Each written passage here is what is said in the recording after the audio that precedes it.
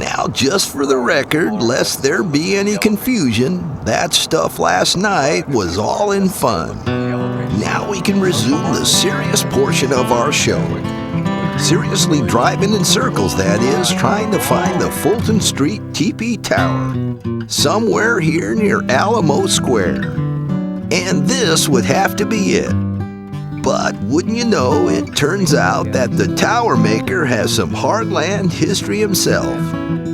In fact, Ron Hengler High School just a few miles west of this camera guy.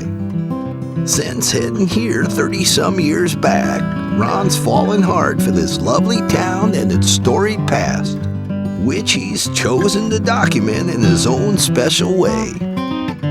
You know, if you know the history, we have areas now where all you have to do is, take up the street a little bit or dig down a little bit and you're finding, the debris from the 1906 earthquake and fire, or, in the other areas you're finding gold rush period, and in some areas like the Presidio, stuff from the Spanish days when the Spanish were here.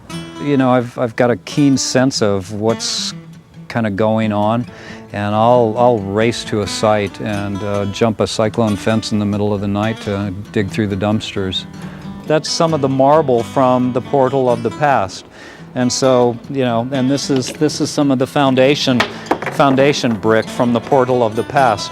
I have 9 gallon glass jars filled with mud and clay and sand from Yerba Buena Cove. It never saw the light of day until last month when they dug this big hole in the ground down on it's a half a block away from the Transamerica Pyramid, right underneath the Golden Gate Bridge at Fort Point. This is where Kim Novak in Vertigo, the famous scene. She's standing by this chain. And I have 2 strips of it that, each strip is like 300 pounds. I had to snake it up in, like 3 links at a time. It's so heavy. The only reason I have a tower is because we moved into this house. There's 5 of us, and we had ended up renting an entire apartment building.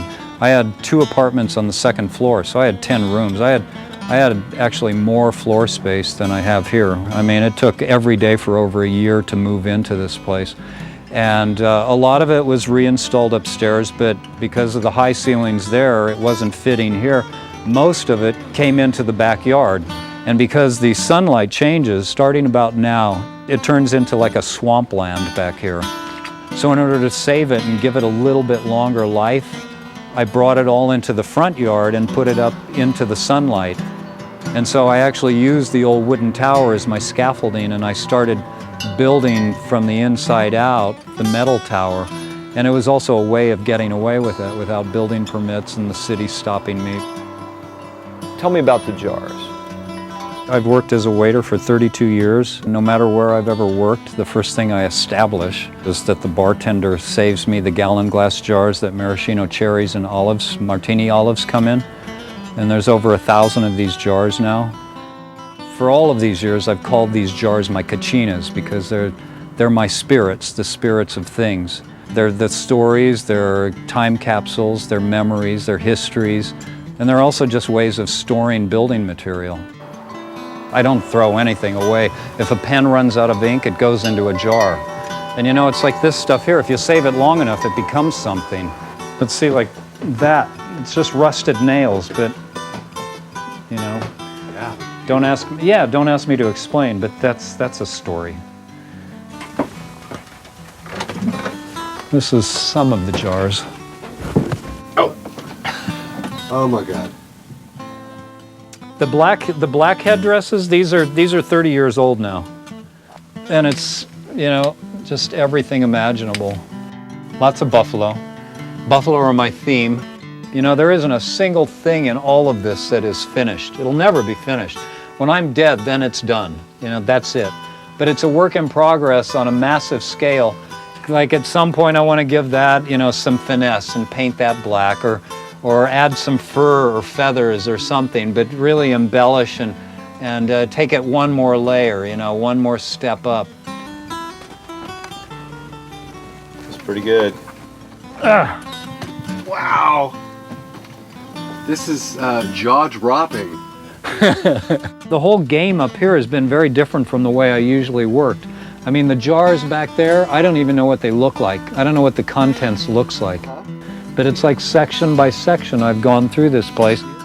There isn't a day that goes by that I'm not adding something to a jar or finding something that becomes the next headdress or the foundation for a next headdress. But, you know, it's like washing dishes and doing cat boxes. It's just part of my daily thing. I work my 5.5 to 7 hours in the restaurant. I throw it all away by the time I leave the building, and I wake up in the morning and I've got, you know, 15 different major things that I could be preoccupying myself with. Yeah. By the way, the restaurant where Ron serves meals and tidbits of history is called the Big Four, and it's well out of our public TV price range. So these jars will be as close as we ever come. In fact, we're headed now for the park. Not the famed wear flowers in your hair one, but